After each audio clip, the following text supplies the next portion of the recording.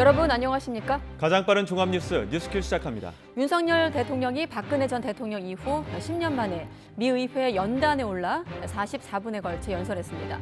오늘도 연설 내용 포함해서 대통령 방미 소식 비중 있게 다룰 텐데 특히 한미 간의 온도차를 드러내고 있는 사실상 핵 공유에 대해서 좀 더 들어가 보겠습니다. 무소속에서 민주당으로 복당한 민영배 의원도 뉴스큐에서 인터뷰하겠습니다. 증시 전체 불안감을 확산시키고 있는 무더기 하한가 사태, 여지는 계속되고 있는데요. 이번 사태 진원지로 불리는 CFD 짚어보고 경제부 기자와 지금까지의 혼란 정리해보겠습니다. 네, 금요일 뉴스큐 오늘도 워싱턴 소식으로 열겠습니다. 영어 연설에 나선 윤 대통령, 한미동맹 70년을 자유라는 키워드로 풀어냈습니다. 모두 46번을 언급했는데 미국과 함께 자유의 나침반이 돼 용감하게 싸우겠다고 말했습니다. 워싱턴에서 조은지 기자입니다. 234년 동안 자유와 민주주의의 상징이던 미 의회에 서게 돼 기쁘다. 윤석열 대통령은 기립박수, 환대를 받으며 밝은 표정으로 연단에 올랐습니다. 취임사부터 자유를 35차례 외쳤던 윤 대통령은 지난 70년 한미동맹 역사도 자유를 키워드로 풀어냈습니다. 1950년 자유주의와 공산주의가 충돌하는 최전선 한반도에서 한 번도 만난 적 없는 국민을 지키기 위해 미국의 정의로운 개입이 있었다고 규정했습니다.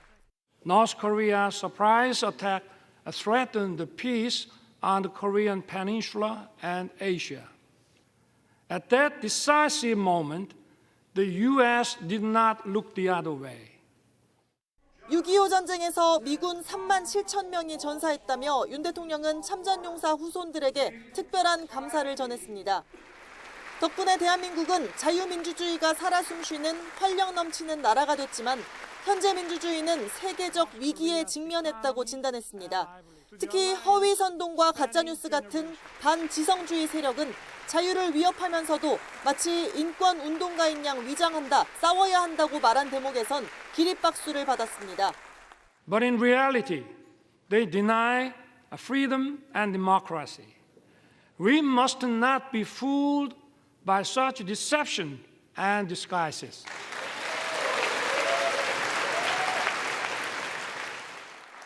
최빈국에서 세계 10위권 경제 대국이 됐고 아프간과 이라크에 자유의 전사를 파견하는 한국은 인류 자유를 위해 이제 할 일은 반드시 하겠다고 강조했습니다. Together with the U.S., Korea will play the role as a compass for freedom. 우리 대통령이 미 의회 연단에 오른 건 지난 2013년 박근혜 전 대통령 이후 10년 만이자 역대 7번째고 영어로 연설한 건 5번째입니다. 윤석열 대통령은 한미동맹이 자유와 인권, 민주주의라는 보편적 가치로 맺어진 가치 동맹이고 앞으로도 계속 함께 전진할 거라는 말로 44분의 연설을 마무리했습니다. 워싱턴에서 YTN 조은지입니다. 네, 윤석열 대통령은 미 의회 연설에서 특히 북한을 강하게 비난하며 절대로 넘어선 안 될 선이 있다는 걸 분명하게 알려야 한다고 강조하기도 했습니다. 또 러시아를 겨냥해선 정당한 이유 없는 우크라이나 무력 공격을 규탄한다고 밝혔습니다. 이어서 박소정 기자입니다. 자유를 향한 동맹과 정반대의 길을 고집하는 세력이 있다. 윤석열 대통령은 미 의회 연설에서 대북 메시지를 선명하게 밝혔습니다. 북한 핵 개발과 미사일 도발은 한반도와 세계 평화에 심각한 위협이라며 레이건 전 대통령의 말을 인용해 이처럼 경고했습니다. There is a price we will not pay. There is a point beyond which they must not advance.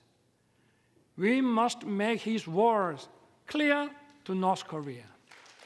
한미 정상회담에서 강화된 확장 억제에 합의한 점을 짚은 뒤 한미 공조와 더불어 한미일 3자 안보 협력 가속화의 필요성을 강조했습니다.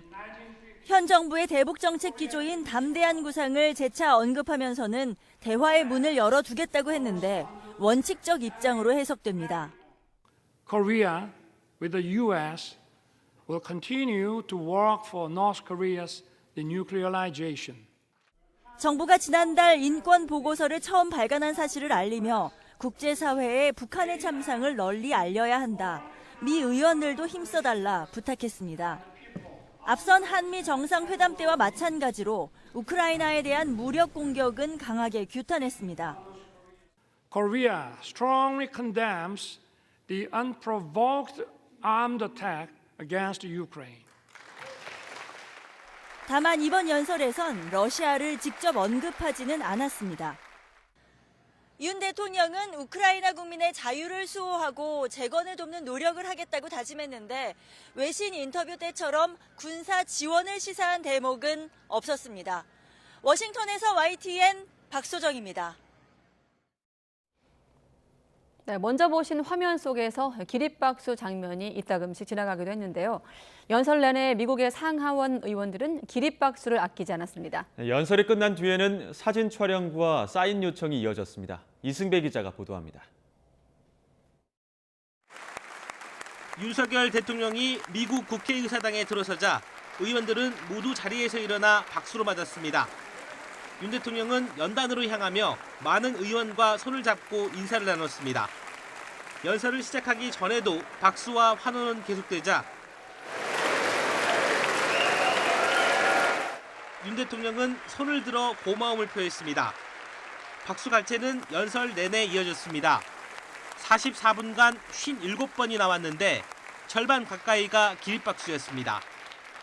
윤 대통령은 박수를 유도하기도 하고 We are honored to have his granddaughter, Miss Jane Weber, with us.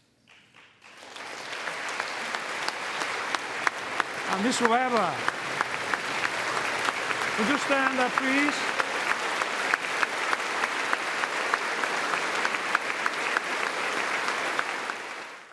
준비한 원고에 없는 애드리브를 선보이기도 했습니다. BTS beat me to the White House, but I beat them to Capitol Hill. 연설이 끝나자 미국 상하원 의원들은 함께 사진을 찍거나 사인을 받아가기도 했습니다. 윤 대통령은 이번 연설에서 미국을 32번, 동맹 28번, 북한을 21번 각각 언급했습니다. YTN 이승매입니다. 네, 그리고 워싱턴 선언 채택 이튿날 윤 대통령은 미 국방부 펜타곤을 방문해 한국 대통령으로는 처음으로 펜타곤 워룸을 찾기도 했습니다. 미군 수뇌부의 브리핑을 받은 윤 대통령은 북한이 핵무기 사용을 기도한다면 핵 능력을 포함해 한미 동맹의 압도적인 대응에 직면할 것이라고 경고했습니다. 임성재 기자가 보도합니다. 워싱턴 DC 외곽에 있는 미국 국방부 펜타곤. 윤석열 대통령과 로이드 오스틴 미 국방장관이 청사 앞에 나란히 섰습니다.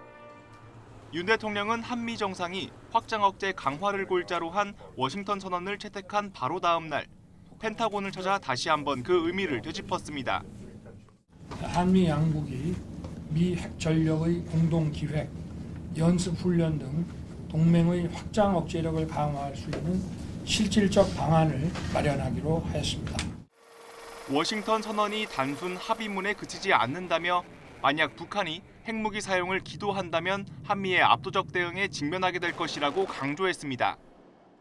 만일 북한이 핵무기 사용을 기도한다면 미국의 핵 능력을 포함해 한미 동맹과 대한민국 국군의 결연하고 압도적 대응에 직면하게 될 것입니다. 윤 대통령은 한미 정상이 합의한 고위급 핵협의체 NCG 출범에 대해서도 미국의 확장 억제 신뢰도를 크게 높였다고 평가했습니다. 오스틴 장관 역시 윤 대통령에게 고도화되는 북한의 핵미사일 위협에 대한 압도적 대응을 거듭 약속했습니다. So I want to underscore, Mr. President, what I said in January. The U.S. commitment to the defense of the ROK is ironclad. And so is our extended deterrence commitment to your country, which includes the full range of U.S. defense capabilities, including conventional, nuclear, and missile defense capabilities. 이후 윤 대통령은 한국 대통령으로는 처음으로 미 군사지휘센터 NMCC를 방문했습니다. 유사시 미 대통령을 비롯한 주요 군 지휘관을 보좌하는 핵심 시설에서 미국의 전략적 감시 체계와 위기 대응 체계 관련 보고를 받았습니다. 이어 외국 통수권자로는 최초로 미국 국방의 연구개발 계획을 수립하는 방위고등 연구계획국 다르파도 찾아 한미 양국의 국방과학기술 협력 강화 방안도 모색했습니다. YTN 임성재입니다. 네, 조금 전 펜타곤에서 언급된 한미의 압도적 대응의 일환이겠죠. 대통령실이 워싱턴 선언과 관련해 사실상 한미 간 핵 공유라고 평가를 했습니다. 네, 미국 고위 당국자는 한반도에 핵무기를 배치하는 나토식 핵 공유는 아니라고 선을 그으면서도 이번 선언은 매우 의미 있는 조치고 북한 핵 위협에 대응한 확장 억제가 한층 강화됐다고 강조했습니다. 조수연 기자가 보도합니다. 한미 정상회담에서 채택된 워싱턴 선언의 핵심인 한미 핵협의그룹 NCG 창설.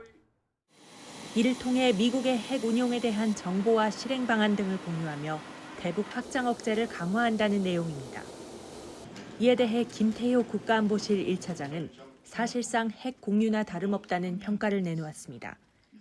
한미 양국은 이번에 미국의 핵무기 운용에 대한 정보 공유와 공동 계획 메커니즘을 마련한 만큼 우리 국민들이 사실상 미국과 핵을 공유하면서 지내는 것처럼 느끼시게 될 것으로 생각합니다. 하지만 에드 케이건 백악관 국가안보회의 선임국장은 한국 정부의 정의에 대해 평가할 수는 없지만 미국 정부 정의로는 핵 공유로는 보지 않는다고 말했습니다. 그러면서 미국이 정의하는 핵 공유 개념은 핵무기 통제와 관련이 있는데 선언 내용과도 차이가 있다고 밝혔습니다. 케이건 국장은 한반도에 핵무기를 다시 들여오는 게 아니라는 점을 분명히 하고 싶다고 밝혀 미국 전술핵을 영내에 배치한 나토식 핵 공유와 차이점을 부각한 것으로 풀이됩니다. 다만 논란을 의식한 듯 선언 자체에 집중하고 싶다며 한국과 더 협의하고 더 많은 정보를 공유하며 한반도와 주변의 전략자산의 가시성을 증진하겠다는 약속이라고 강조했습니다. 이에 대해 국방부 관계자는 이번 선언은 미국 핵무기 운용을 포함한 확장 억제 재반 과정에 한국 측이 함께하는 것으로 한국에 맞춤화된 강화된 확장 억제라고 평가했습니다. 한미 양국은 실제 핵무기를 배치하진 않지만 핵미사일을 탑재한 전략 핵잠수함을 정기적으로 전개해 사실상 같은 효과를 낼 것으로 보고 있습니다. YTN 조수연입니다. 네, 워싱턴 선언이 사실상 핵 공유라는 우리 안보실 해석에 미국 백악관 측이 그렇지 않다고 반박한 것과 관련해 대통령실은 한미의 입장이 다르지 않다고 설명했습니다. 대통령실 고위 관계자는 YTN에 앞서 김태효 안보실 1차장이 국민이 사실상 핵을 공유한 것처럼 느끼게 될 것이라고 말했지 사실상 핵 공유라고 못 박은 게 아니라며 이같이 밝혔습니다. 이어 언론에서 기사를 쓰며 제목을 뽑을 때 사실상 핵 공유라고 쓴 것을 바탕으로 질문하니 미국 측이 그렇게 답할 수밖에 없었을 것이라며 실제로 핵을 공유하는 건 아니라고 말했습니다. 네, 그리고 워싱턴 선언의 주요한 내용 중에 하나죠. 한미 정상이 미국 전략 핵 잠수함 SSBN의 한국 기항을 예고한 것과 관련해 국방부가 법적 검토 결과 문제가 없다고 판단했다고 밝혔습니다. 국방부 관계자는 기자들을 만나 1991년 한반도 비핵화 공동선언은 핵무기가 한반도에 시험, 제조, 생산, 접수와 보유, 저장 등을 하지 않는 것으로 명문화돼 있다고 말했습니다. 이어 미 전략 자산이 들어온다고 해도 문헌상에 나열된 내용에 해당하지 않는다고 법적으로 해석된다고 덧붙였습니다. 워싱턴에서 3박 4일 일정을 마무리한 윤석열 대통령이 방미 닷새째 우리 시각으로 내일 새벽 미국 최고 명문 하버드 대학에서 자유를 향한 여정을 주제로 정책 연설에 나섭니다. 하버드대 강단에 오르는 건 우리나라 현직 대통령으로는 처음입니다.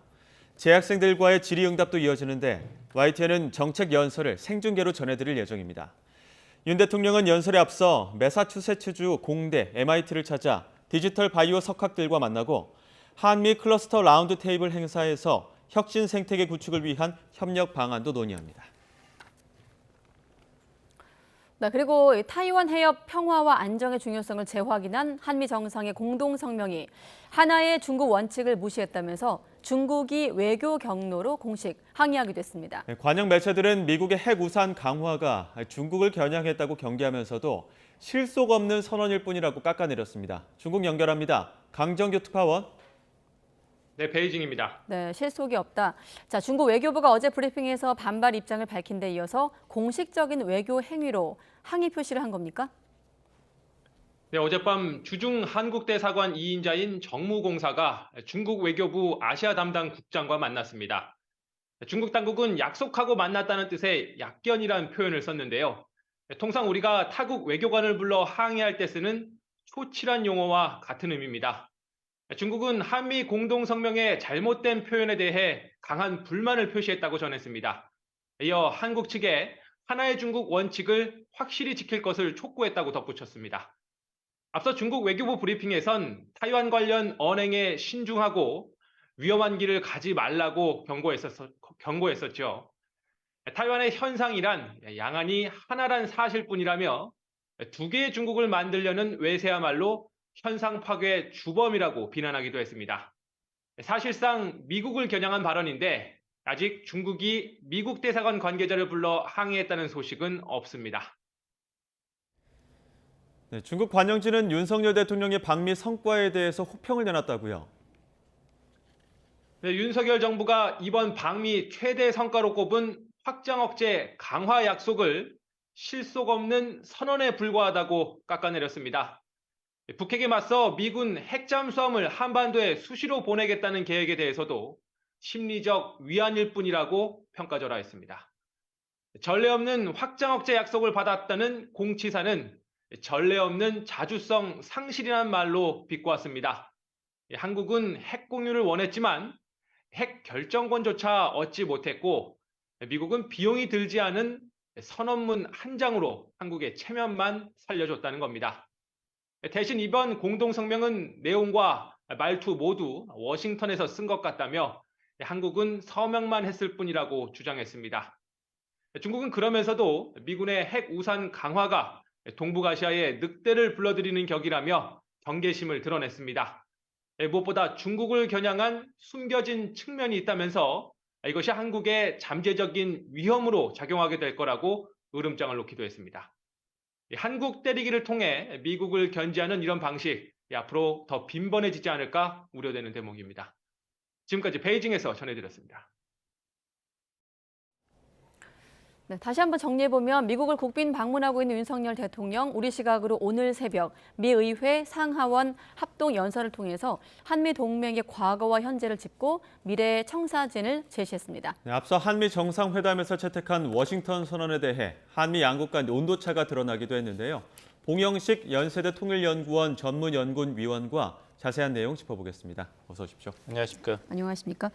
마침 봉영식 위원께서 새벽에 YTN 통해서 또 상원 하원 연설할 때도 같이 함께 참여하셨는데 직접 확인하셨거든요. 44분간 영어로 연설. 아까 보니까 자유가 46번, 미국이 32번, 북한이 21번 언급되기도 했는데 함께 하시면서 어떻게 좀 평가하셨어요? 예, 이 자리에서 생중계로 봤습니다. 네. 근데 저도 놀란 것이 윤석열 대통령께서 굉장히 자연스럽게 또 자신 있게 그 청중들이 어떤 것을 원하고 있고 또 네. 어떤 식으로 공감을 받을 것이고 또 어떤 주제를 강조해야 될 것을 잘 알고 부드럽게 이야기하셔서 놀랐습니다. 제가 좀 아는 그 분께 여쭤봤더니 네. 연습을 많이 하셨다고 해요. 예. 그래서 국내 연설과 틀리지 않고 예. 너무 과하지 않고 자연스럽게 하겠다 하는 게 적중한 것으로 보입니다. 그래서 윤석열 대통령이 국내 주요 행사 때 연설할 때마다 강조했던 키워드를 그대로 사용했죠. 자유입니다. 자유와 평화는 같이 가고 또 번영을 이루는 데 도움이 된다는 것을 강조했는데 한미동맹 70주년을 기념하는 그 자리에서 그 참석한 상하원 의원들이 굉장히 공감하는 발언이었다고 봅니다. 예, 뭐 연습도 많이 했다고 전해주셨지만 그만큼 또 매끄럽기도 했고 또 그만큼 여유 있는 모습으로 애드립도 나와서 또 그 의원들의 또 웃음도 자아냈던 것 같은데 이 부분 어떻게 보셨습니까? 예, 저도 뭐 미국에서 20년 동안 교수해서 잘 아는데 이 농담을 잘하는 것이 중요합니다. 그 아베 총리가 2015년 상원 합동 연설에서도 그런 면을 잘 살렸는데 이번에 윤석열 대통령도 그 부드럽고 가벼운 농담으로 네. 공감을과 이제 박수를 이끌어내 성공했다 보는데 사실 미국 정치인들이 잘 쓰는 용어가 농담이 뭐냐면 미션 임파서블. 이 유권자들의 그 다양한 요구를 다 충족시키는 어렵다. 예. 굉장히 정치라는 것은 어려운 자리다 할 때 그 영화를 많이 이야기합니다. 네. 이걸 잘 알고 미션 임파서블 영화를 굉장히 좋아한다 했을 때 예. 그걸 딱 듣는 미국의 정치 지도자들은 무슨 말을 하는지 딱 알죠. 그리고 BTS가 저보다 백악관을 먼저 갔지만 여기 미국 의회는 다행스럽게 제가 먼저 왔다는 것도 사실 이 행정부, 백악관과 의회는 경쟁 관계거든요. 네. 예. 그래서 이제 우리가 논란을 주목하고 있는 인플레이션 감축 법안도 의회는 이제 국내 산업체와 그 중산층을 의식해야 되니까 유권자들을 의식해야 되니까 통과를 시켰는데 사실 행정부에서는 이것은 WTO 원칙에 어긋난다. 왜냐하면 미국 자국 기업한테 특혜를 준다는 면이 있으니까 해서 굉장히 거북해했죠. 그래서 이 미국 행정부와 의회 간의 이런 경쟁과 갈등 관계를 잘 잡는 그런 발언을 BTS, 블랙핑크와 비교해서 잘 했다 생각합니다. 네. 전반부 상당 부분은 동맹의 의미에 좀 할애를 했습니다만 동맹 70년 역사를 자유란 키워드로 풀어낸 것으로 요약이 되거든요. 어떤 대목이 가장 좀 크게 들리셨나요? 잊지 않는다는 것이죠. 70년 동안 한국이 이렇게 성공할 수 있었다는 것은 튼튼한 그 국방이 있었기 때문이고 그 근간은 한국전쟁 이후 나온 한미 동맹이라는 것을 잊지 않겠다. 그리고 한국전쟁 때 미국이 도움을 준 것, 그 많은 사상자를 낸 전투에서의 희생을 잊지 않겠다고 이야기했죠. 그래서 굉장히 많은 공감을 불러일으켰고 그래서 글로벌 중추국가로서 한국은 책임 있게 행동하겠다 이런 이야기 약속을 한 것이 굉장히 잘 전달된 것으로 보입니다. 네, 알겠습니다. 아까 위원님께서 미션 임파서블이란 말을 자주 쓴다고 하셨는데 사실 이번 윤 대통령의 어떤 이런 훈훈한 연설에 대한 평가와는 별도로 또 묵직한 현안들이 있기 때문에 무거웠던 것 아니겠습니까? 어떻게 보면 가장 큰 숙제였던 정상회담, 워싱턴 선언을 좀 끝냈기 때문에 조금 더 여유가 나오지 않을까 이런 생각도 드는데 워싱턴 선언을 좀 짧게 평가한다면 어떻게 평가하십니까? 결국에는 이제 한국에 대한 미국의 핵 확장 억제 공약은 흔들림이 없다. 네. 이제까지는 특히 2021년 문재인 바이든 정상회담 공동선언문 그리고 2022년 윤석열 바이든 정상회담 공동선언문에서 네. 미국은 모든 가용한 재래식 무기와 핵무기를 포함한 모든 가용한 전략 자산을 동원해서 한국에게 확장 억제를 제공하겠다 약속을 했습니다. 네. 근데 그것만으로는 북한이 두려워하는 데 부족함이 있었다. 또 한국 국민이 과연 미국이 자국 영토의 공격을 감수해 가면서까지 한국에 대해서 해구산을 제공할 것인가 의심이 많았기 때문에 네. 국민 대다수가 이제는 우리도 북한에게 맞서서 자체 핵무장을 해야 되는 것이 아닌가. 또한 아니면은 적어도 미국의 전술 핵 무기를 다시 90년대처럼 한반도에 재도입을 해서 북한에게 가시적인 경고를 주어야 되는 것이 아닌가 이런 논란이 일어났었죠. 네. 하지만 전술핵 재배치라든지 한국의 독자적 핵무장이 어떤 그 실현될 가능성이 없는 상황에서 가장 합리적으로 선택할 수 있는 부분은 그 공동선언, 그 한미 정상회담 공동성명과 별도로 정상 수준에서 미국의 이 확장 억제 공약을 다시 한번 명백하게 확인하는 그런 문서의 채택이고 그것이 워싱턴 선언이었습니다. 예, 근데 이게 워싱턴 선언 이후에 좀 한미 간의 결이 다른 메시지가 나와서 물론 이전에 김태효 안보실 1차장은 사실상 미국과 핵 공유라고 느낄 것이다, 국민이 느낄 것이다 이렇게 발언을 했었는데 이 워싱턴 선언 이후에 백악관에서는 사실상의 핵 공유는 아니다 이렇게 또 선을 그었단 말이죠. 이거 한미 간의 결이 다른 이유는 뭐라고 보십니까? 결이 다른 이유는 양국 정부가 가지고 있는 그 핵 공유에 대한 기준이 다르기 때문입니다. 네. 미국의 기준, 핵 공유 기준으로서는 이 워싱턴 선언에서 한국과 미국이 핵을 공유한다고 볼 수 없다고 이야기한 것이고 네. 한국 정부의 핵 공유 기준에 따르면은 한국과 미국은 사실상 핵 공유를 했다고 워싱턴 선언의 내용을 해석할 수 있는 것이죠. 그래서 그 에드 케이건 백악관 국가안보회의 그 동아시아 오세아니아 담당 선임국장도 네. 미국 기준으로 봤을 때는 우리는 이것을 사실상의 핵 공유로 보지는 않는다고 했지만 예. 거기서 추가로 얘기한 부분이 중요한데 거기서 핵 공유에 대한 정의가 있지만 거기에 대해서 설명을 한 것이 아니었고 네. 가장 중요한 것은 미국의 핵무기가 다시 한반도에 들어가지 않는다고 정상이 합의했다는 것이죠. 예. 미국의 핵무기가 다시 한반도에 들어가지 않는 것입니다. 그래서 SSBN 오하이오급 핵 잠수함이 한국 영해 근처에서 활동을 하기로 이번에 정상 간에 합의가 됐지만 그것이 미국의 핵을 한반도에 재배치하는 수준은 아니라는 것이죠. 그리고 한국은 워싱턴 선언에서 NPT에 계속 남기로 했고 예. 또 전술핵 재배치가 없다는 것을 약속했고 합의했고 그다음에 평화적인 핵 연료 사용의 그 합의를 다시 한번 확인을 했습니다. 네. 우리가 여기서 그러면은 그 미국 기준에서 봐도 그렇고 한국 기준에서 봐서도 미국과 한국 핵 공유가 정말 실현될 가능성은 두 가지가 있습니다. 두 가지 조건이 맞아야 되는데 하나는 한국이 이미 자체로 핵무기를 가져야지 공유를 할 수 있는 것이죠. 예. 나토 핵 공유 모델을 자꾸 이야기하는데 그것은 맥락이 다른 것이 뭐냐면은 1966년부터 그 나토 핵 공유 시스템이 출범할 때는 이미 영국과 프랑스가 자체 핵무기를 개발해서 가지고 있었습니다. 그러니까 미국 입장에서는 프랑스가 자체 핵무기를 가지고 독자 행동하는 것을 제어하는 이유가 있었기 때문에 핵 공유 시스템을 만든 것이거든요. 근데 한국은 핵무기가 없기 때문에 핵 공유라는 것이 그 출발점이 다른 것이죠. 네. 한국과 미국의 이런 관계는 1968년도에 핵 비확산 조약이 출범된 다음에 그런 국제 정세를 고려해서 판단을 해야 될 것이고 네. 또 두 번째로 만약 미국이 혹시라도 미래에 핵 공유를 아시아에서 한다면 그것은 한국과 미국만의 핵 공유로 그칠 수가 없습니다. 예. 왜냐하면 다른 안보 협력 국가가 동아시아에 있지 않습니까? 타이완이라든지 일본.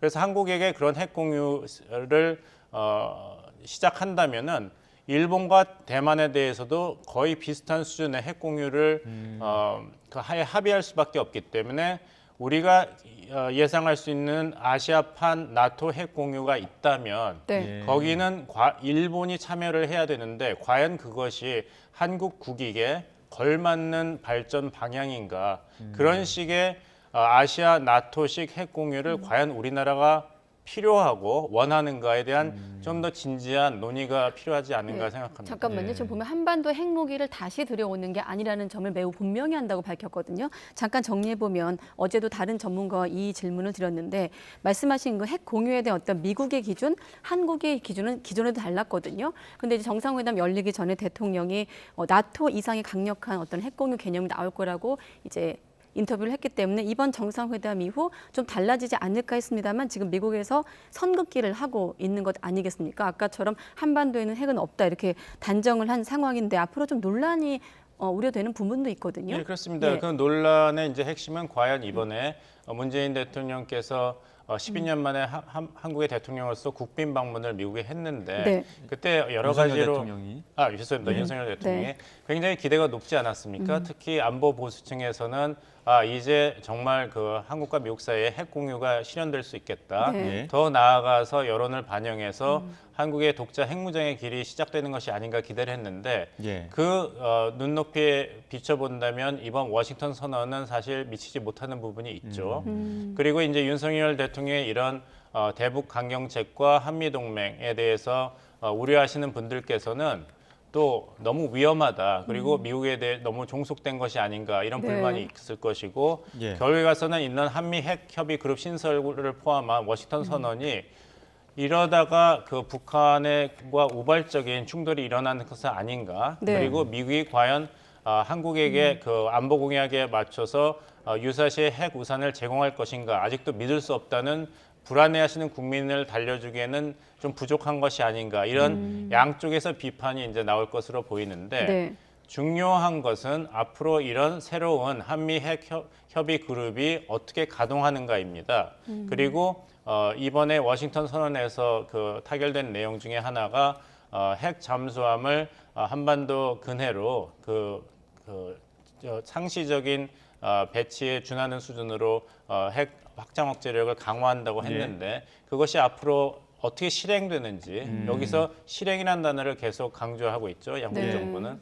그 기준에서 이제 평가해야 될 문제다. 아직 좀 시간을 두고 틀이 잡혔으니까 그 틀 안의 내용이 어떻게 실천되는가를 보고 평가를 해야 될 문제라고 보고 네. 중요한 것은 이제 김태효 그 안보 차장도 이야기를 했죠. 네. 우리 국민께서 사실상 네. 미국과 핵을 공유하는 것처럼 느끼게 될 것이라고 했는데 여기 보면은 우리가 미국과 핵을 공유한다고 얘기를 안 했어요.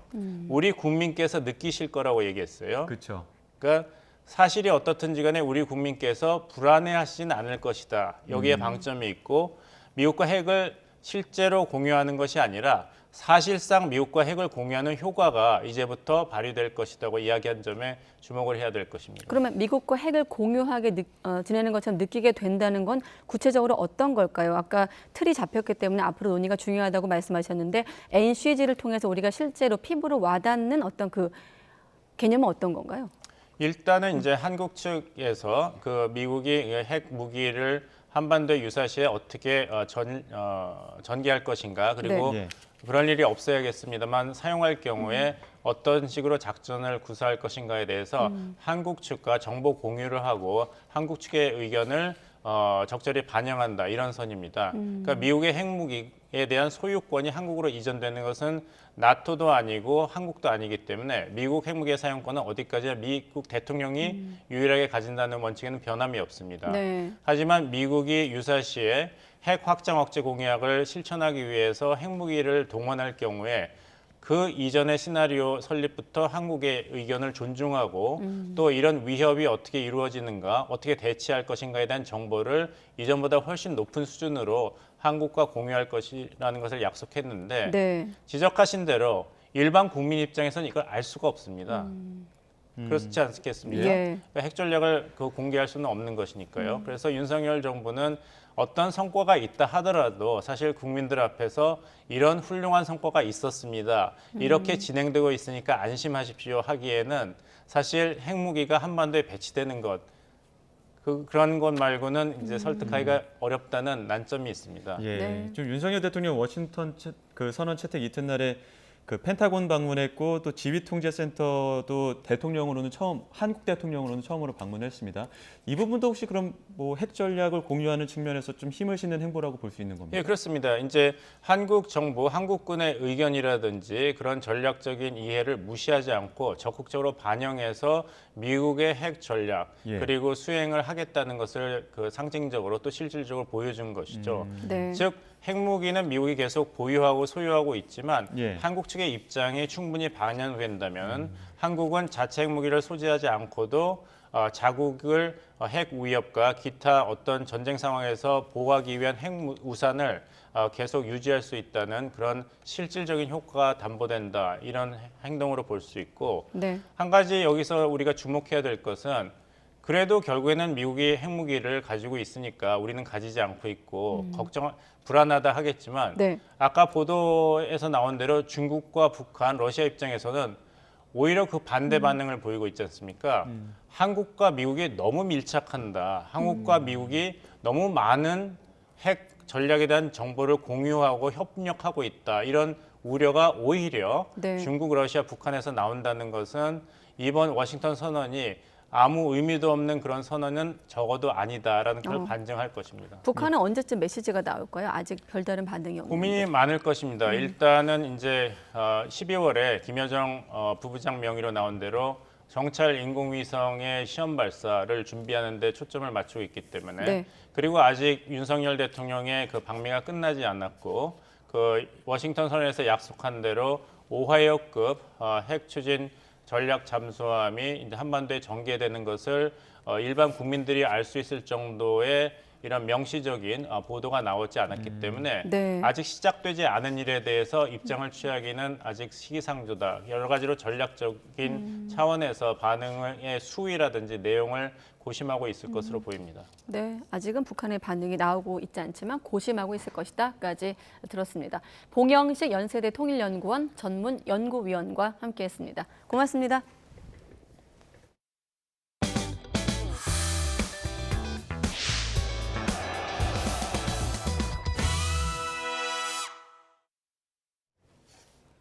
네, 전문가분과 분석을 해봤는데 이번엔 전국 정치권 반응으로 이어가겠습니다.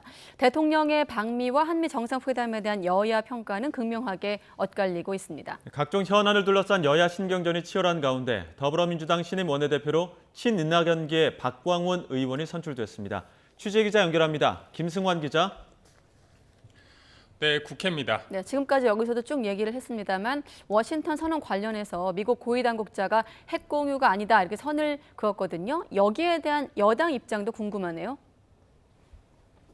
네, 국민의힘 윤재욱 원내대표는 당에서 공식적으로 입장을 정한 건 없다며 사실관계 확인이 우선이라고 말했습니다. 또 일부에서 워싱턴 선언이 핵 공유 선언이라고 하는데 대해서는 개별적인 의견 표명이라고 선을 그었습니다. 미국의 그 입장을 제가 확인을 아직 못했습니다. 하고 제가 또 판단하겠습니다. 미국의 입장은 핵 공유가 아니라는 건데. 그럼 제가 확인해보고 나중에 답변 드리겠습니다. 네.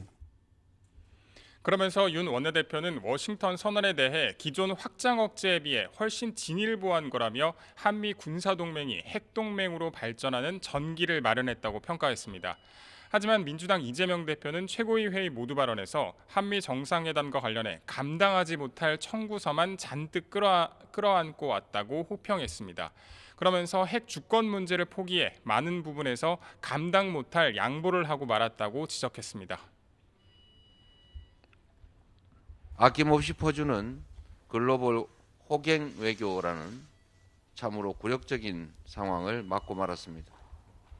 치열한 외교 전장에서 국익을 지키지 못하는 외교란 설 자리가 없는 것입니다. 네, 더불어민주당 신임 원내대표엔 박강원 의원이 뽑혔다고요? 네, 결선 투표로 갈 거라는 예상과 달리 3선의 박강원 의원이 신임 원내대표에 당선됐습니다. 박강원 신임 원내대표는 경기 수원 정에서 내리 3선을 하고 이낙연계로 분류돼서 이번 후보들 가운데 유일한 비명으로 꼽혔습니다. 지난해 선거에서 패했던 박 신임 원내대표는 2위를 기록한 홍익표 의원과 상당한 격차로 과반보다 10표 안팎 더 득표한 것으로 알려졌습니다. 박강원 신임 원내대표는 당선 뒤 연설에서 돈봉투 의혹을 겨냥해 의원총회를 최대한 빨리 열어서 지혜로운 해법을 찾을 수 있도록 노력하겠다고 말했습니다. 그러면서 통합 의지를 드러냈습니다.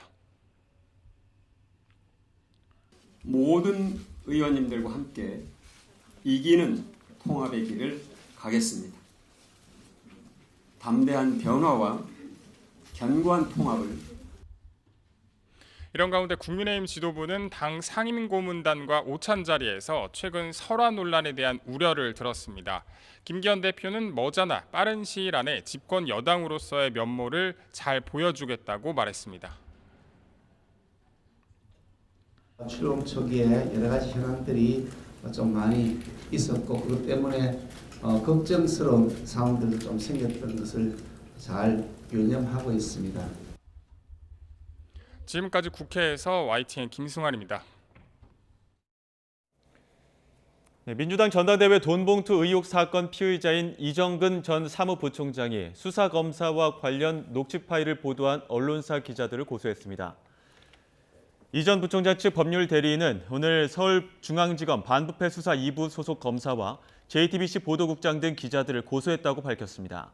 이 전 부총장 측은 앞서 다른 혐의로 압수된 휴대전화에 있던 녹음 파일 3만여 건을 검사가 기자에게 제공한 혐의가 있다며 검찰이 피의자들에 대한 비난 여론을 조성하려는 새로운 피의사실 공표 유형이라고 주장했습니다. 이와 관련해 검찰은 앞서 사실과 다르다며 유감스럽다는 입장을 밝혔습니다.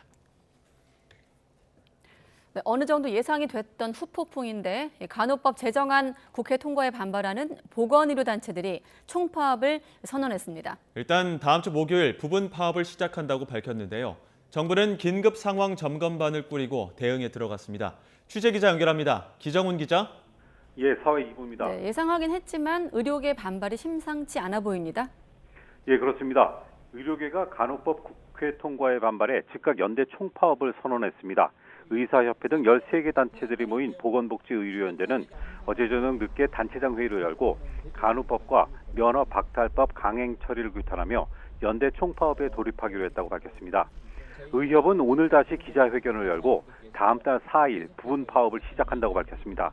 부분 파업은 환자 피해 최소화를 위해 지역별, 시간대별로 나눠 진행되며 이번 주말 의료연대 소속 13개 단체별로 회의를 열고 파업 일정을 논의할 계획입니다. 의료연대는 이와 함께 간호법 등에 항의하는 단식 투쟁도 시작했는데요. 대한의사협회 이필수 회장은 간호법이 지역 간 상생과 화합을 저해하고 국민의 건강과 생명을 위협한다면서 무기한 단식 투쟁에 나섰다고 말했습니다. 대한응급구조사협회 강용수 회장도 간호법은 약소직역의 업무를 침탈하는 법이라며 단식 투쟁을 통해 악법 저지에 대한 의지를 보여주겠다고 말했습니다.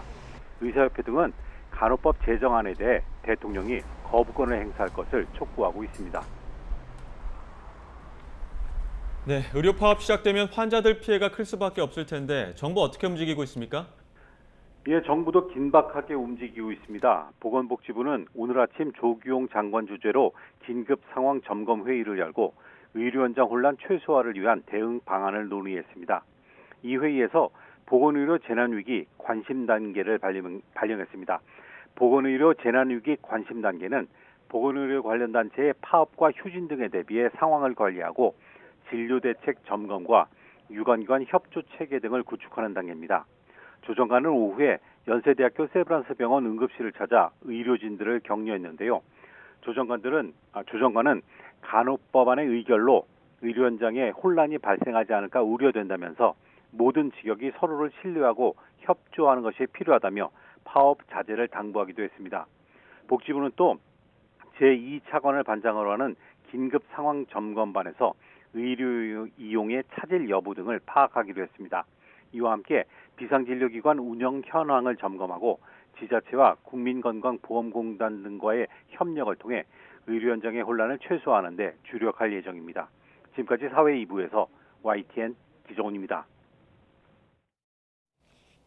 네, 무더기 하한가 사태 진원지가 되고 있는 차액 결제 거래 CFD에 대해서 증권사들이 신규 가입과 매매를 중단하고 있습니다.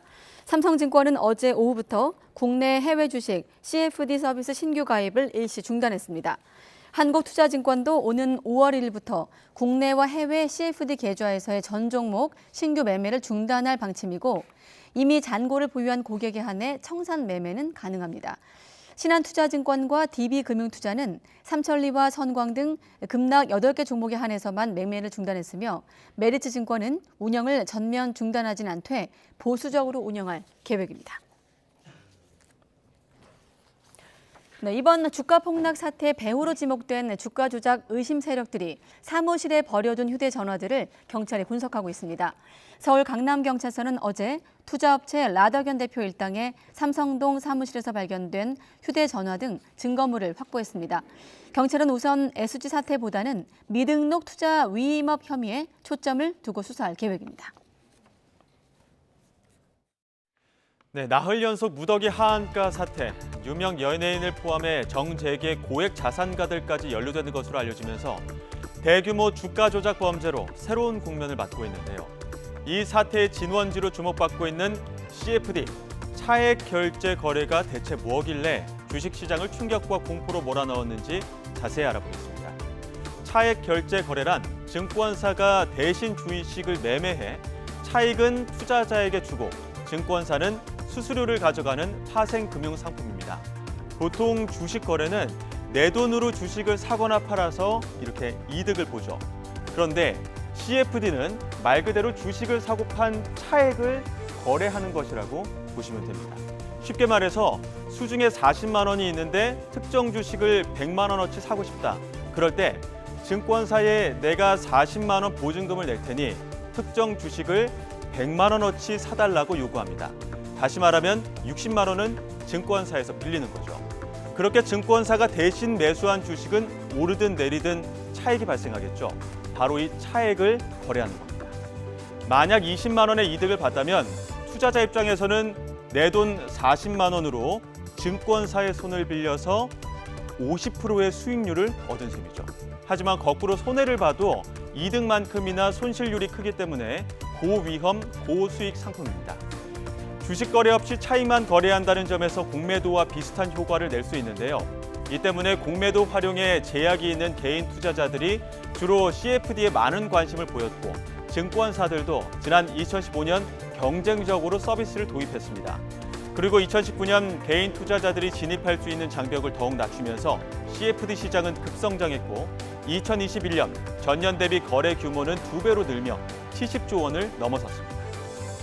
특히 CFD 거래는 양도세 회피의 수단으로도 활용됩니다. 큰 액수의 주식을 보유하면 거래세 외에 양도세를 내야 하는데요. CFD는 내가 주식을 갖고 있는 게 아니죠. 일부 보증금을 내면 증권사가 대신 매수하고 보유합니다. 결과적으로 내가 보유한 게 아니기 때문에 양도세를 내지 않아도 되는 겁니다.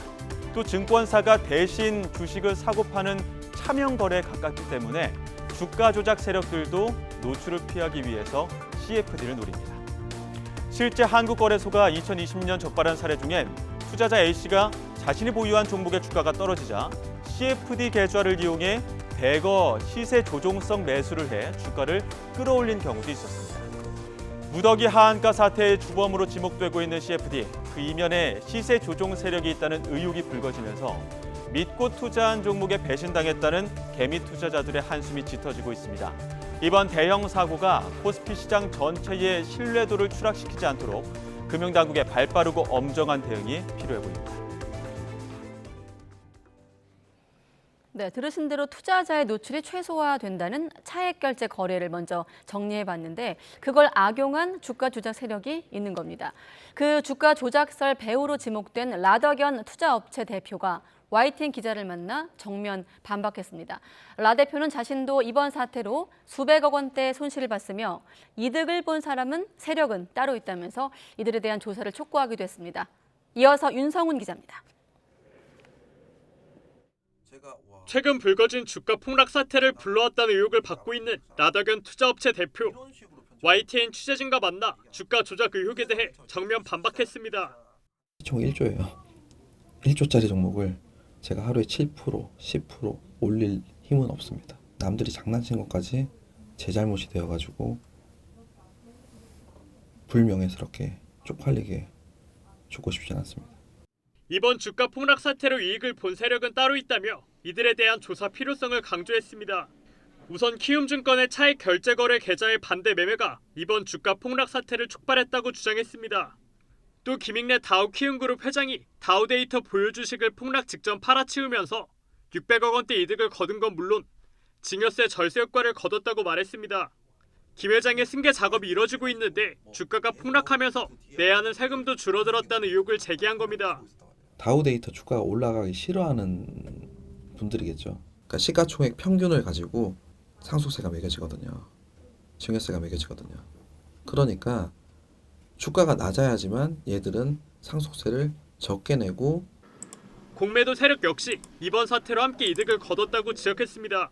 공매도까지 치는 애들은 대체 뭐 하는 애들인가? 저는 그 공매도 잔고에 계좌에 계좌주도 알아봤으면 좋겠습니다. 대체 누가 그런 800억이면은요 일반 개인들이 칠 수 있는 공매도 물량이 아니에요. 라 대표는 금융당국에 등록하지 않고 투자업체를 운영한 점과 투자자들의 동의 없이 신용 매수를 진행했던 부분에 대해선 책임을 인정하고 사과했습니다. 다만 본인도 500억 원대 손실을 본 피해자이며 가수 임창정 씨 역시 자신에게 투자했다가 피해를 본 사람이라고 거듭 해명했습니다. 금융당국과 검찰이 라 대표 사무실 등을 압수수색하면서 수사의 속도를 내는 가운데 폭락 사태 책임을 가리기 위한 조사 범위가 넓어질 것으로 보입니다. YTN 윤성훈입니다. 네, 정말 조사 범위가 넓어지면서 이 주가 폭락 사태 여파가 여전히 이어지고 있습니다. 다만 오늘은 하한가 행진에서는 벗어난 모습인데요. 어떻게 이런 일이 벌어질 수 있는 건지 경제부 조태현 기자와 조금 더 자세히 짚어보겠습니다. 어서 오십시오. 네, 안녕하세요. 이게 일파만파 번지면서 기사 역시 전방위로 좀 쏟아지고 있는 네. 상황인데 좀 차분하게 조 기자랑 정리를 해보겠습니다. 일단 오늘 시장에선 하한가 행진이 마무리가 됐다고요? 맞습니다. 조금 전에도 전해 주신 것처럼 이번 사태가 시작된 게 지난 24일부터거든요. 네. 그러니까 이번 주 내내 주식시장의 가장 큰 이슈였다라고 볼 수 있는데 네. 어제까지는 3개 종목이 하한가 행진을 이어갔습니다. 그랬는데 오늘은 좀 상황이 달라졌어요. 오늘은 전체 8개 종목이거든요. 문제가 된 게. 네. 이 중에서 6개 종목이 오늘은 오전부터 상승을 했고요. 두 개 종목은 오전에는 하락세를 보였습니다. 초반에 한 20%대 하락세를 보이다가 오후 이쯤 들어서부터는 상승세로 돌아섰더라고요. 그래서 8개 종목 모두가 상승세로 마감을 했습니다. 지금 나오고 있죠. 서울가스 이런 종목들인데 주가가 저렇게 3거래일, 4거래일 만에 폭락하는 모습을 보였고요. 네. 그나마 오늘은 조금 반등을 했다라고 볼 수 있는데요. 그렇기 때문에 일단은 단기적으로 봤을 때는 이번 하한가 사태는 일단의 일단락이 됐다. 단기적으로는 그렇게는 볼 수 있겠습니다. 지금 주식시장에서 정말 전례가 없는 사상 초유의 사태라고 하는데 예. 어떻게 이런 일이 벌어진 거죠? 배경은 어디에 있습니까? 자, 지금 주가 조작 의혹이 계속 나오고 있죠. 예. 이거는 빼고 일단은 현상을 말씀드리도록 할게요. 네. 이번 타깃이 된 종목들을 보면 몇 가지 특징이 있습니다. 저렇게 떨어진 종목들인데 예. 몇 가지 종목이 첫 번째로는 업종의 특성이 있습니다. 이 업종들이 어떤 공통적인 사업을 하거나 섹터로 묶인 이런 업종들은 아니에요. 그런데 시장적인 공통점이 있다라고 말씀을 드릴 수 있겠습니다. 네. 첫 번째로는 유통 주식의 물량이 작다는 거예요. 이게 무슨 말이냐면은 대주주가 가진 지분의 양이 큽니다. 근데 대주주들은 어제 샀다가 오늘 팔고 이런 사람들이 아니잖아요. 그만큼은 시장에 묶여 있는 주식입니다.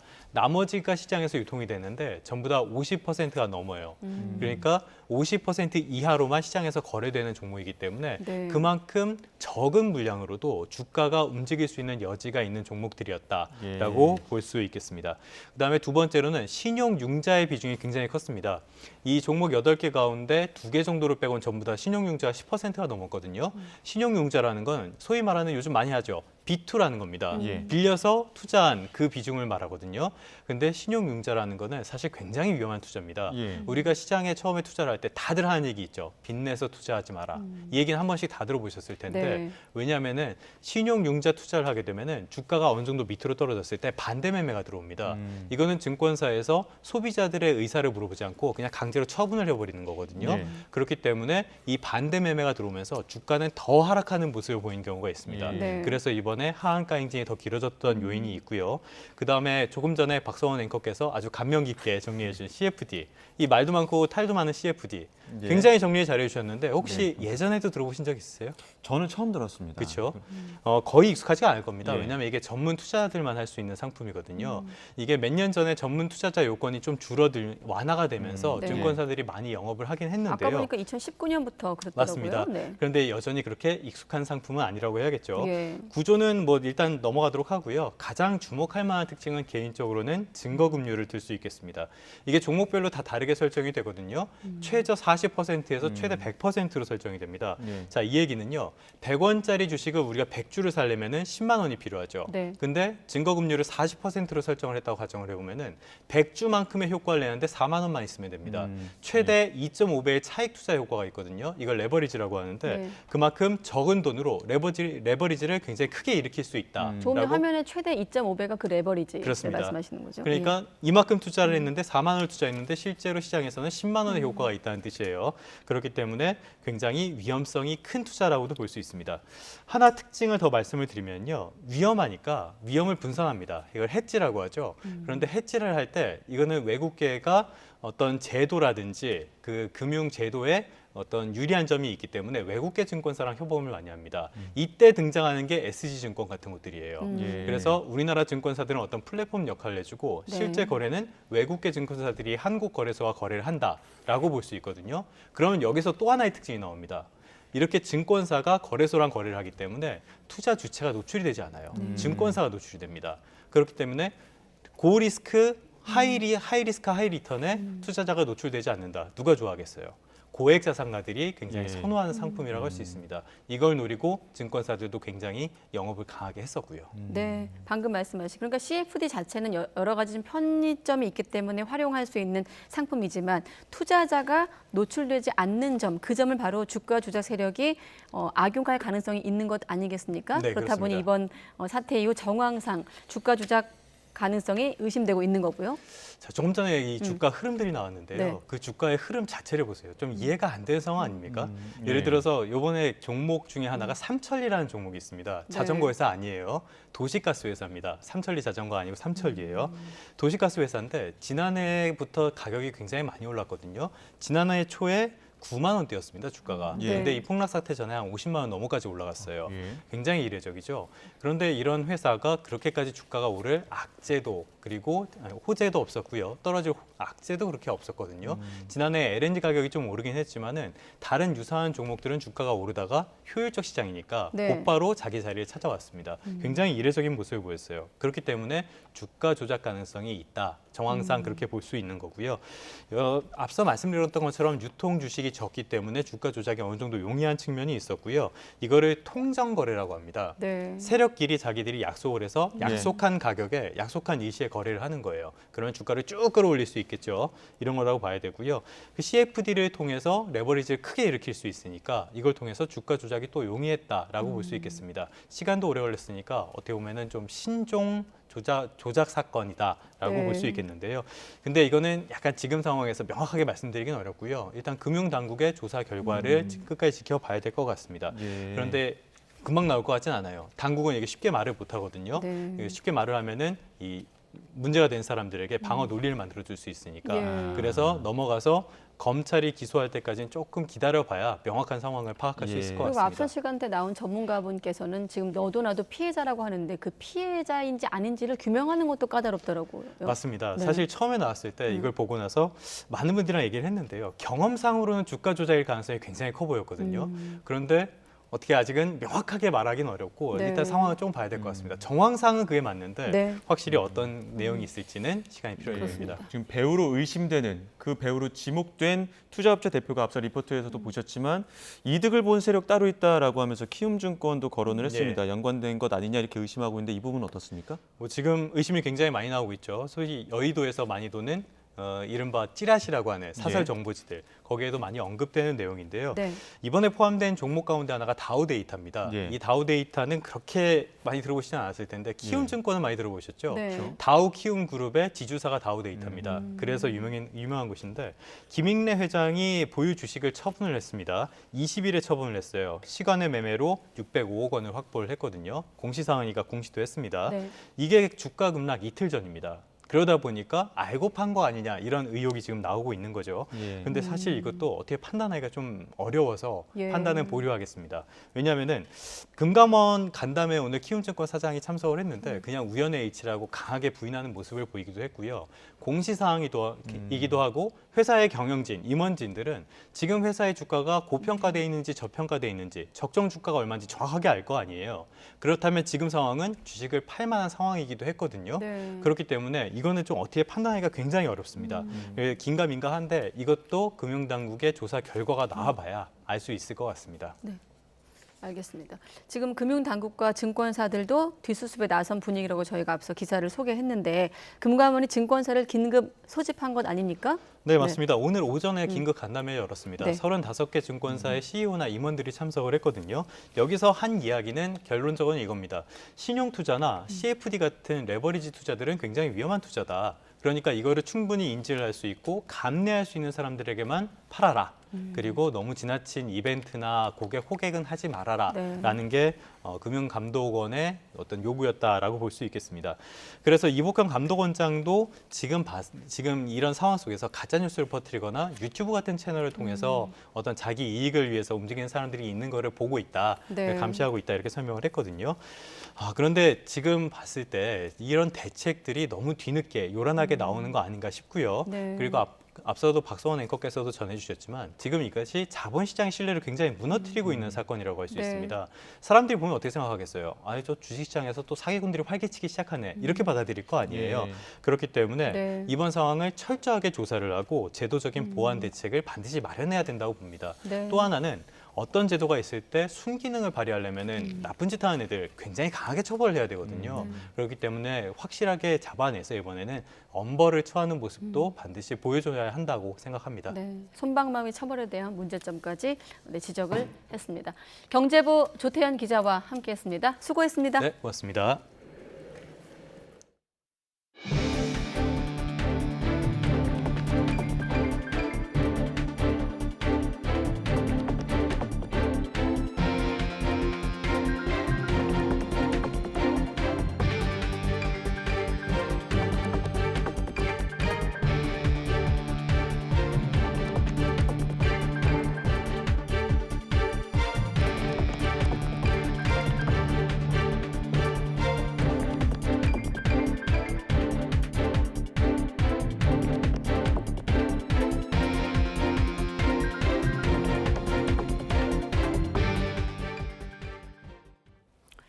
네, 서울 강남 한복판에서 40대 여성을 납치해 살해한 혐의로 신상이 공개된 피의자들이 재판에 넘겨졌습니다. 검찰은 이번 사건을 6개월 동안 준비한 계획범죄로 결론 내렸는데 차량 블랙박스엔 완전 범죄를 꿈꾸며 범행을 계획한 정황이 고스란히 담겼습니다. 김혜린 기자입니다. 강남 납치, 살해 사건에 연루된 피의자 7명이 재판에 넘겨졌습니다. 사건의 배후로 지목된 유상원, 황은희 부부와 이경우 씨가 범행 먼저 제안한 거 맞습니까? 억울합니다. 실제 범행을 주도하고 실행한 이경우, 황대한, 연지호 등 3인방이 구속 기소된 데 더해 진심으로 사죄한다는 말씀 드리고 삼가 공인의 명복을 빕니다.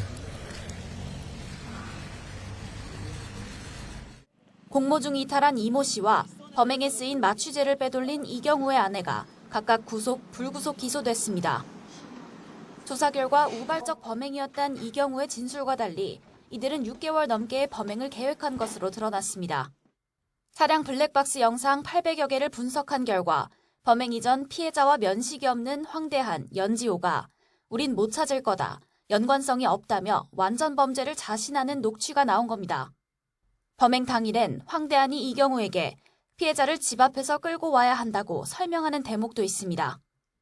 범행 모의는 이경우가 피해자의 악감정을 가지고 있던 유 씨 부부에게 피해자의 가상화폐를 빼앗자며 지난해 7월 납치 살해 제안을 하면서 시작됐습니다. 앞서 유 씨 부부는 피해자를 통해 가상화폐에 31억 원을 투자했지만 투자금을 돌려받지 못한 상태였습니다. 게다가 유 씨 부부가 해당 코인 시세를 조종해 가격이 폭락했다는 주장이 제기되면서 이들 부부는 오히려 자신이 모집한 투자자들에게 4억 원을 뺏겼습니다. 가상화폐를 빼앗기 위해 범행 당일 피해자로부터 알아낸 비밀번호 등을 이용하여 피해자의 가상화폐 거래소 계정에 접속하려고 하였으나 미수에 그친 사실을 추가로 밝혀내어 정보통신망법 위반죄로 함께 기소하였습니다. 검찰은 이경우가 지난해 9월 유 씨 부부로부터 받은 범행 착수금 7천만 원에 대해선 추징 보전 조치했습니다. 검찰 관계자는 유 씨 부부가 코인 시세 조종 의혹으로 투자자들에게서 고소당한 사건도 경찰에서 넘겨받는 대로 면밀히 검토할 예정이라고 밝혔습니다. YTN 김혜린입니다. 네, 전북 전주의 학교와 저수지 또 아파트에서 하루아침에 시신 4구가 발견됐습니다. 경찰은 40대 남성이 가족들을 살해한 뒤 극단적 선택을 한 것으로 보고 정확한 경위를 조사하고 있습니다. 보도에 김민성 기자입니다. 새벽 2시 50분쯤 전북 전주시 한 초등학교. 40대 이모 씨가 승용차로 걸어가더니 차를 몰아 다른 남성을 향해 돌진합니다. 차에 치인 남성의 정체는 이 씨의 친형. 친형의 시신은 사건 3시간 뒤인 새벽 6시쯤 인근 주민에 의해 발견됐습니다. 매일 가는 운동장이니까 갔는데 이미 경찰분들하고 119 소방대원이 심폐소생술을 하고 있었어요. 옆에 피는 많이 흘려있고 보니까 목에 찔리는 흔적이 보이더라고요. 가해자 이 씨는 이 범행 직후 차로 약 10km 떨어진 곳에 차를 댔고 주변 저수지에서 극단 선택을 했습니다. 그런데 이게 끝이 아니었습니다. 학교에서 발견된 피해자의 집에서 시신 2구가 추가로 발견된 겁니다. 피해자 유족을 확인하기 위해서 아파트를 방문했는데 문이 잠겨 있고 연락이 안 돼서 개방을 하고 들어가 봤더니 이미 살해된 상태로 있었습니다. 나중에 발견된 사망자는 이 씨의 친부와 계모였습니다. 조사 결과 이 씨는 형을 살해하기 전날 오후 미리 친부 내외를 살해해둔 것으로 드러났습니다. 총 4사람의 죽음으로 사건은 일단락됐지만 유서와 같은 범행 동기를 유추할 만한 직접적인 단서는 없는 것으로 전해졌습니다. 경찰은 범행의 동기와 정확한 경위를 파악하기 위해 사망자들의 시신을 부검할 예정입니다. YTN 김민성입니다.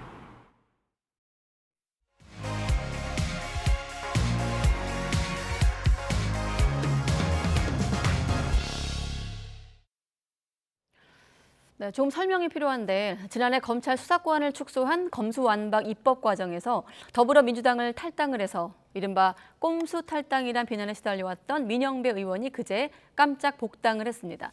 박홍근 원내 지도부 임기 만료를 불과 이틀 앞두고 전격적으로 복당이 결정된 탓에 당 안팎에서 이런저런 논란이 일고 있는데요. 민영배 의원 연결해서 직접 질문해 보겠습니다.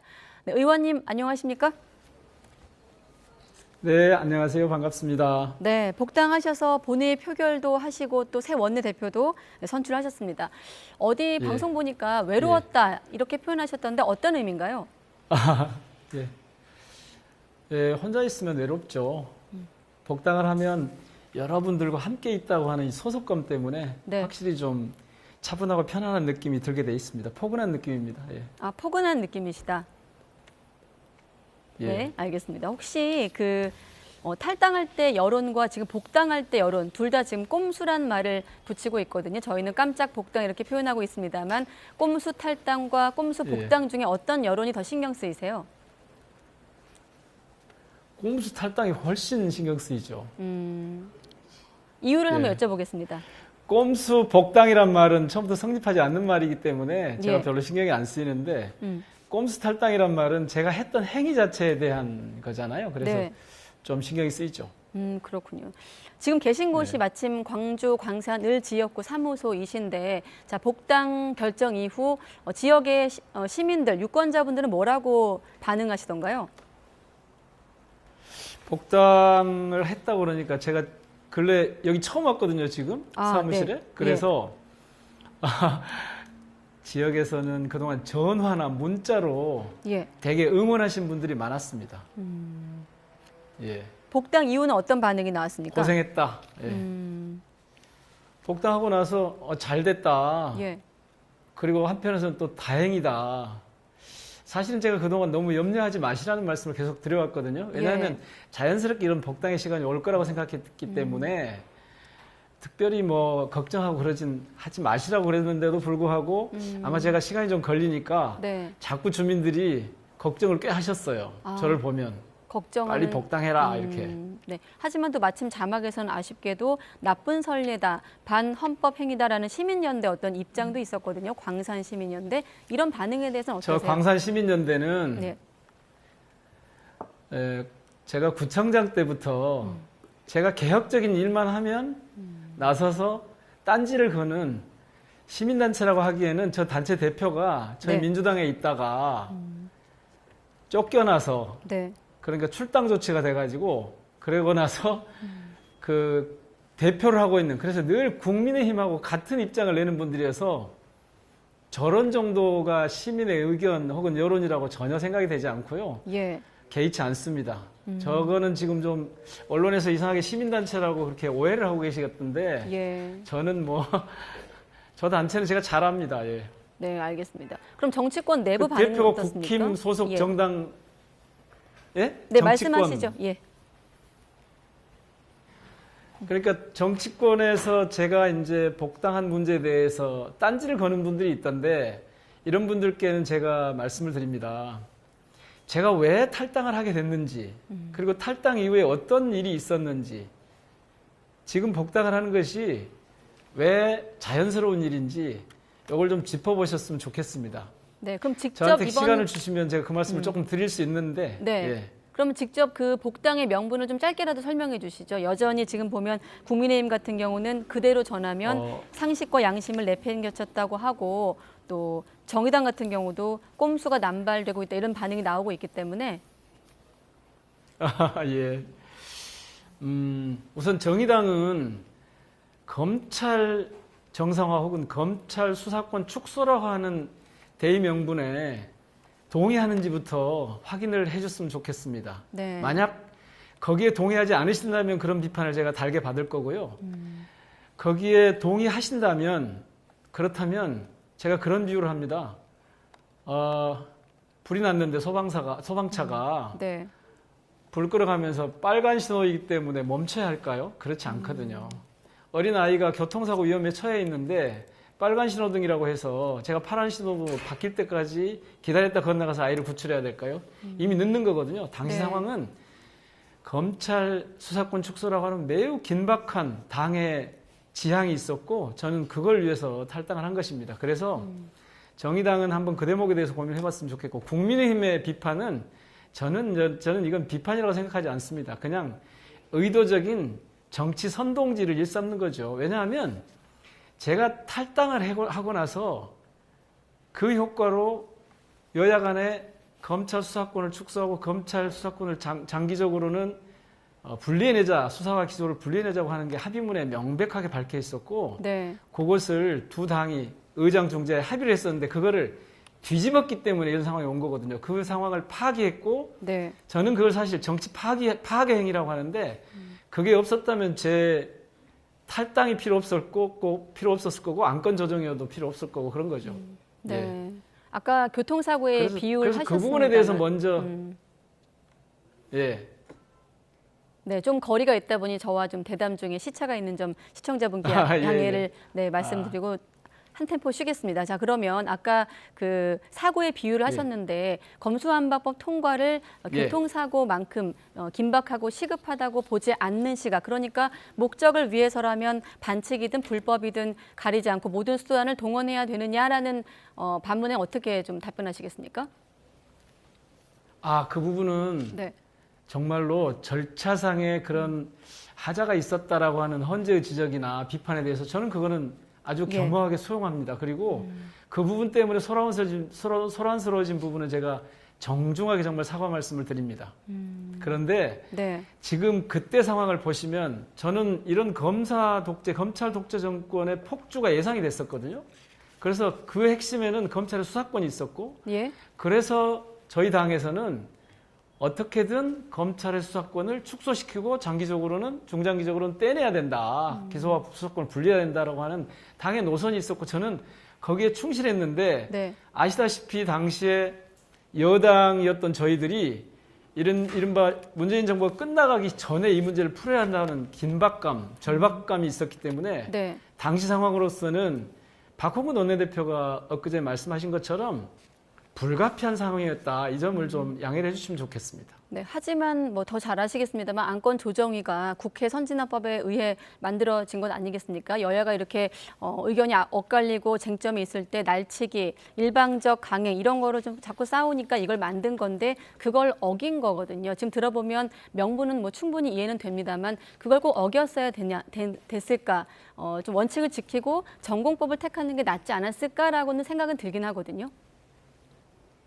저는 그런 말씀하시는 분들께는 그럴 수 있다라고 말씀을 드립니다. 그러니까 국회법의 규정과 절차를 저는 지키려고 사실을 한 것인데 지키지 않으려고 했다면 그런 방식을 쓰지 않았겠죠. 지키려고 한 것인데 그 과정에서 부족함이 많았던 게 사실입니다. 그래서 의도치 않게 사실은 국회가 소란스러워졌고 정치적 싸움의 중심에 제가 섰기 때문에 그 대목에 대해서는 주권자 시민 여러분께 심려를 끼쳐드린 점에 대해서 정말 정중하게 사과 말씀을 드릴 수밖에 없습니다. 다만 검찰 개혁에 동의하지 않거나 검찰 개혁에 동의하지 않는 정당의 지지자분들께는 제가 사과드릴 게 없죠. 왜냐하면 이분들이 이런 절차상의 하자가 생기게 만든 건 명백하게 이미 국회에서 아주 의미 있는 합의를 이뤘음에도 불구하고 이 합의를 뒤집은 데서부터 비롯됐거든요. 사실 합의가 지켜졌으면 안건 조정도 필요 없었고 국회는 그런 과정을 거치지 않아도 됐었던 거죠. 그러니까 원인 제공자는 사실은 국민의힘이었습니다. 국민의힘이 정치 파괴, 합의 파기였거든요.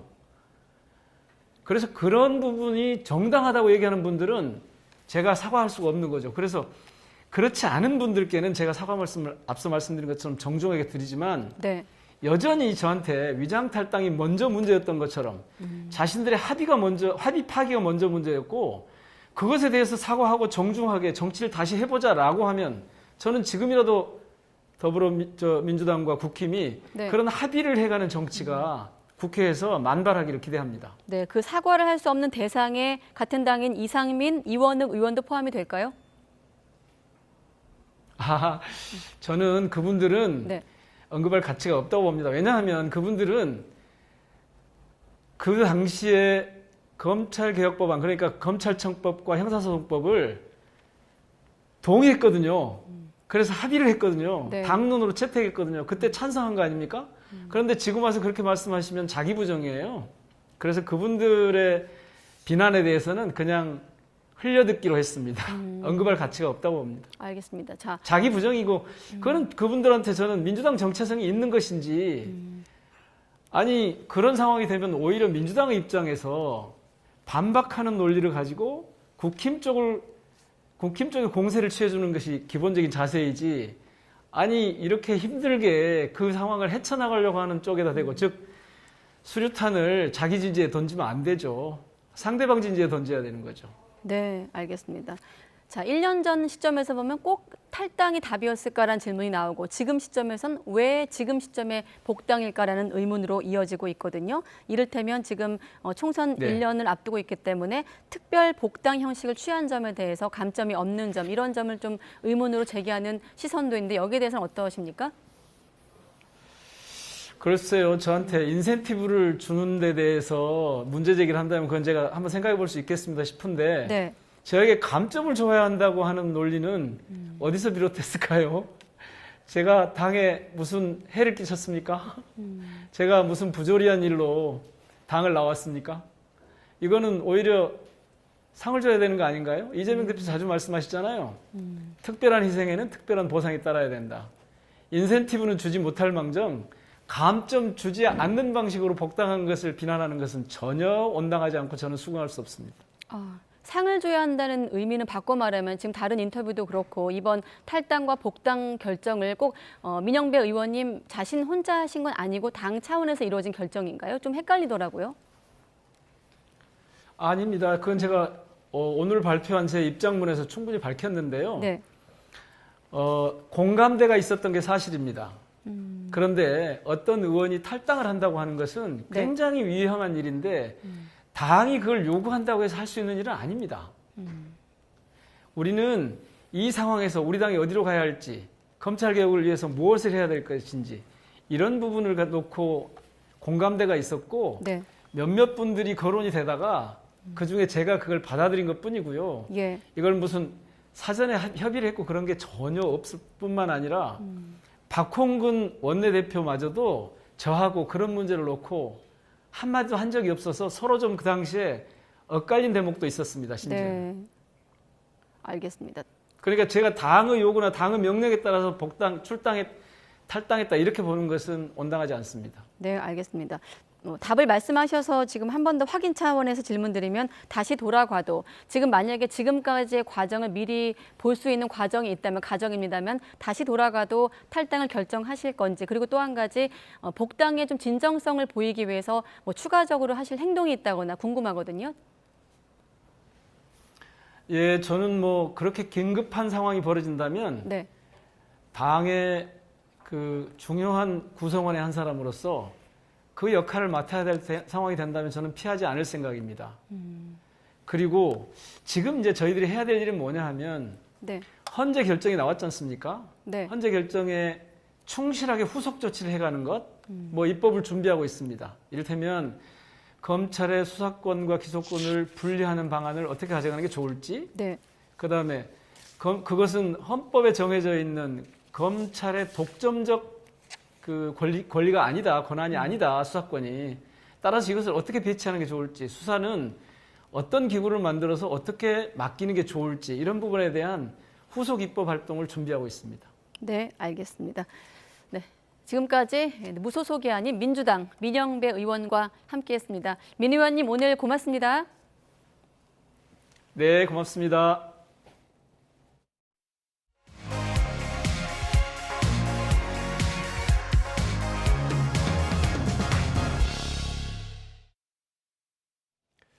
지난달 생산과 소비는 증가한 반면 설비 투자는 감소했습니다. 통계청은 경기가 본격 회복 국면에 들어섰다고 판단하기는 이르다고 평가했습니다. 보도에 오인석 기자입니다.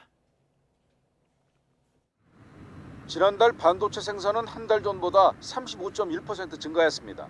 많이 늘어난 셈인데 이는 기조효과와 계약 일정 등 일시적 요인에 따른 것이라고 통계청은 설명했습니다. 1년 전과 비교하면 반도체 생산은 26.8% 감소했습니다. 반도체는 이번 달에는 35.1%로 크게 증가하였는데 이제 분기별로 봤을 때는 23년 1사분기 같은 경우에는 전분기 대비 9.1% 감소하였고 또 동분기 대비는 33.8% 감소해서 아직은 부진한 흐름으로 보이고 있습니다. 자동차와 전자부품 생산이 늘면서 지난달 광공업 생산은 5.1% 증가했습니다. 또 금융보험과 부동산 등 서비스업 생산도 늘어 전산업 생산은 한 달 전보다 1.6% 증가했습니다. 소비 동향을 보여주는 소매 판매는 차량 연료와 가전제품 판매가 늘어 0.4% 증가했습니다. 소매 판매는 2달 연속 증가했는데 방역 조치 추가 완화와 평년보다 따뜻한 날씨에 승용차 판매 등이 늘며 상승 흐름이 이어졌습니다. 반면 설비 투자는 선박 등 운송 장비 투자가 줄어 2.2% 감소했습니다. 통계청은 동행지수 순환 변동치가 그간의 하락 흐름에서 벗어났다고 보기에는 낮은 수준이라며 경기가 본격 회복 국면에 들어섰다고 보기에는 이르다고 판단했습니다. 정부는 올해 1분기는 완만한 소비 회복 등에 힘입어 지난해 4분기의 부진한 실물 경기 흐름에서 차츰 벗어나는 모습이지만 수출과 설비 투자 부진을 복병으로 꼽았습니다. 정부는 수출, 투자, 활력 회복을 위해 세제, 예산, 금융 지원과 규제 혁신 등 과감하고 전방위적인 정책 대응을 강화하겠습니다. 또 상반기 재정 집행을 차질 없이 추진하고 내수 활성화 대책도 속도감 있게 진행해 나가기로 했습니다. YTN 오인석입니다. 올해 1분기 승용차 수출액이 1년 전보다 40% 넘게 늘며 역대 최대 실적을 달성했습니다. 관세청은 지난 1분기 승용차 수출액은 154억 2천만 달러로 지난해보다 41.1% 증가했다고 밝혔습니다. 특히 전기차 등 친환경차 수출액이 60억 4천만 달러로 68.4% 늘었습니다. 지난 1월과 2월 인터넷 접속장애 사태를 빚은 LG U+가 개인 고객에게 장애 시간 10배의 요금을 감면하고 PC방에는 현금 지급과 요금 감면 중 선택하게 하는 내용의 보상안을 발표했습니다. 개인 피해 고객은 약 427만 명으로 집계됐으며 이들에게는 평균 1,041원의 요금이 감면돼 5월 청구 요금에 반영됩니다. 인터넷 접속 오류에 따른 손님 이탈 등 피해를 본 PC방 사업자 2,099명에게는 접속장애 발생일에 따라 최소 32만 3천 원에서 최대 71만 원이 제공될 예정입니다. 전기요금 인상의 주도권이 정치권으로 넘어가면서 2분기 요금 인상이 보류된 지 한 달이 다 됐습니다. 매일 적자와 이자는 쌓여가는데 한전에서는 상품권 회수 소동이 벌어지고 여당은 한전 사장의 퇴진을 주장했습니다.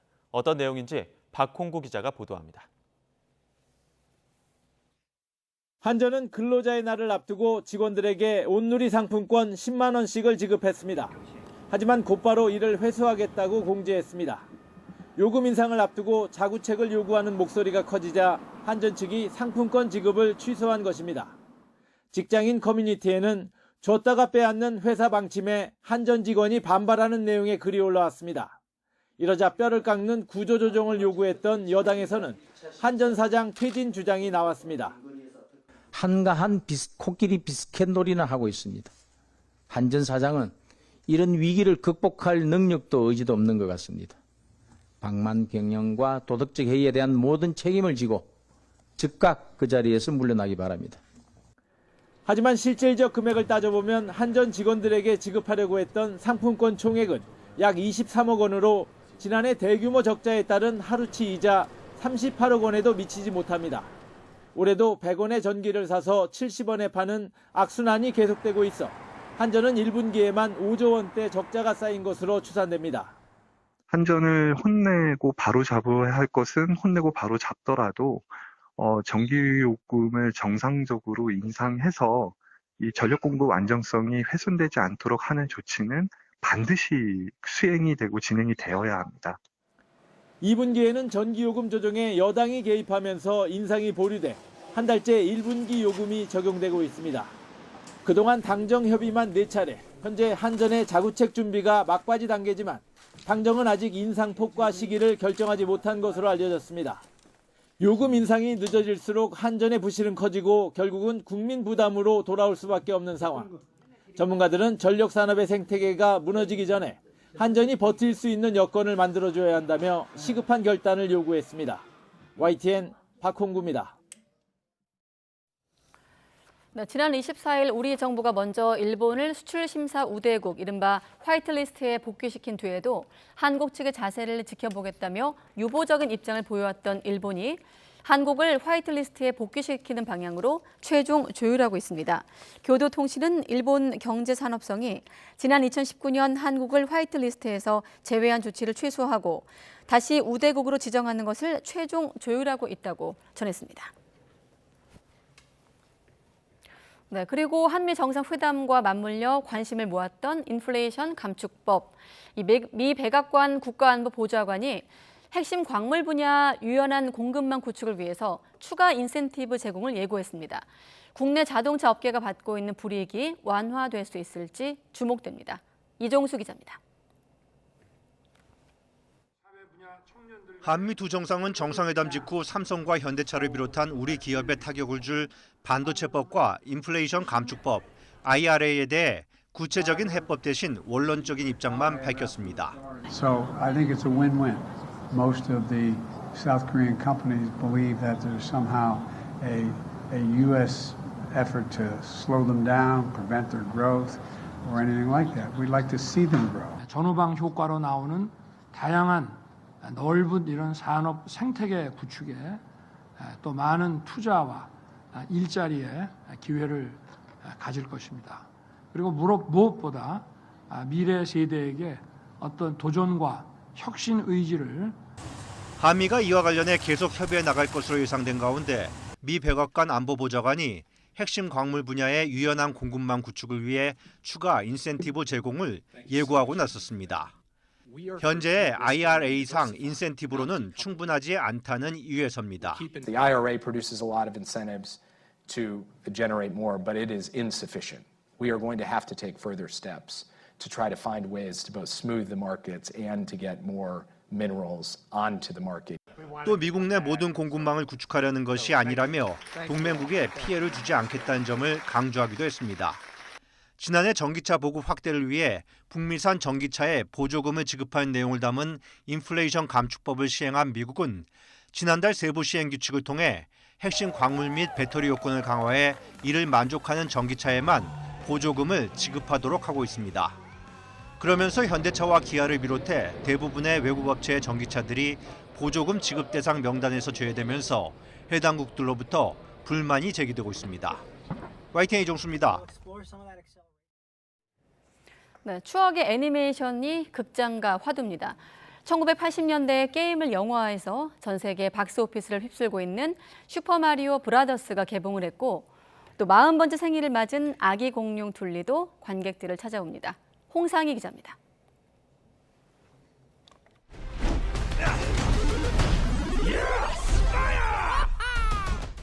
영화가 시작하자마자 귀에 익은 주제가가 추억의 게임 속으로 빠져들게 합니다. 뉴욕의 백왕공 형제 마리오와 루이지가 배수관을 고치려다 파이프에 빨려 들어가고 다크월드에 떨어진 동생을 구하기 위해 마리오는 피치 공주와 함께 빌런 쿠파에 맞서 싸워야 합니다.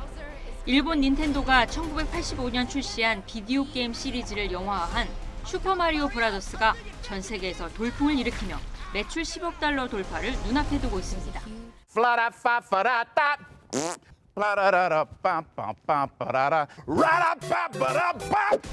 버섯을 먹으면 레벨업을 할 수 있고 물음표 박스의 아이템과 효과음, 동키콩, 키노피오의 게임 캐릭터들도 등장해 추억을 소환해냅니다.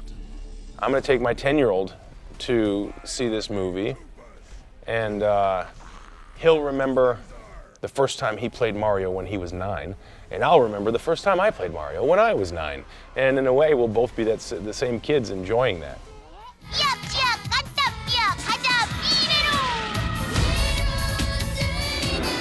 우리나라를 대표하는 만화 캐릭터 아기 공룡 둘리도 벌써 40살이 됐습니다. 빙하를 타고 서울 우이천에 떠내려온 둘리와 친구들의 모험을 그린 아기 공룡 둘리 얼음별 대모험이 4K 리마스터링으로 다음 달 재개봉합니다.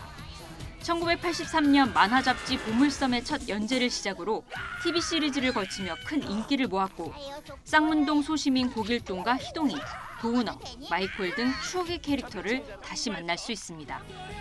짱구네 가족! 친구네 가족! 출동! 1990년대 장수 캐릭터 짱구도 극장판 애니메이션으로 돌아왔습니다. 출생의 비밀로 닌자 가문의 후계자가 된 짱구가 세상의 중심을 수비하며 현란한 액션을 선보입니다. 따뜻한 항구 마을의 풍경과 함께 일상의 행복을 전하는 애니메이션 항구의 니쿠코짱도 관객들을 만납니다.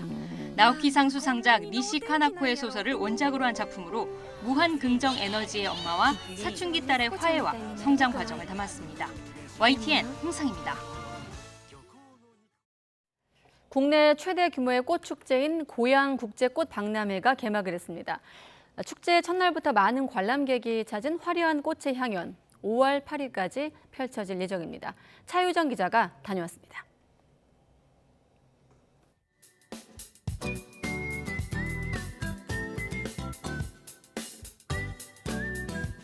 (4년) 만에 막이 오른 고양 꽃 박람회. 입구로 들어서자마자 대형 꽃토끼 조형물이 맞이합니다. 토끼가 들고 있는 알록달록한 꽃목걸이 앞은 어느새 치열한 포토존이 됐습니다. 사방 곳곳이 거울 조형물과 투명 미술품, 마치 꽃 천지에 온 듯한 환상적인 분위기가 납니다.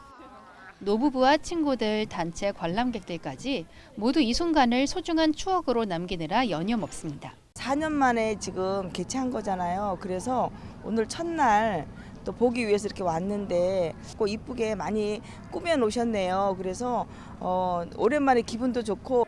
어린이들이 놀기에도 좋습니다. 꽃으로 꾸며진 회전목마를 타고 정신없이 놀다 보면 입가에 절로 환한 웃음꽃이 피어납니다. 회전목마 유이 2번, 저랑 유이 둘 다 2번 탔는데 엄마 혼자 한 번 탔어요. 재밌었어요. 여기 있던 거 다 재밌었어요. 엄마랑 아이스크림도 먹었고 도넛도 먹었고 사진도 찍었고 그때 회전목마도 탔어요. 모두 어땠어요? 재밌었어요. 약 3만 제곱미터 부지의 수놓인 꽃들은 모두 100만 송이가 넘습니다. 축제는 다음 달 8일까지 진행되며 모두 50만 명이 방문할 전망입니다. YTN 차유정입니다. 일제강점기 유원지가 돼 이름도 창경원으로 바뀌었던 창경궁이 제 이름을 되찾은 지 40주년을 기념하기 위한 퍼레이드가 열렸습니다. 문화재청 국능유적본부는 내일부터 시작하는 봄 궁중문화축전 사전 행사의 하나로 창경궁에서 명칭 환원 40주년 기념 퍼레이드를 펼쳤습니다. 창경궁이 이름을 되찾은 것을 기념해 다음 달 2일부터 6일까지 창경궁에서 영조 임금 오순잔치 어연례가 재현되고 21일에는 한국예술종합학교와 협업으로 순조 기축년 야진찬이 재현됩니다. 네, 방금 들어온 소식입니다. 일본 경제산업성이 한국을 수출 심사 우대국 이른바 화이트리스트에 복귀시킨다고 발표했습니다. 앞서 현재 언론 보도로 이 내용 최종 조율 중이라는 내용 전해드렸었는데요. 최종적으로 한국이 일본의 수출 심사 우대국에 다시 복귀했다는 소식이 전해졌습니다. 보다 추가되는 내용이 있는 대로 다시 한번 전해드리도록 하겠습니다.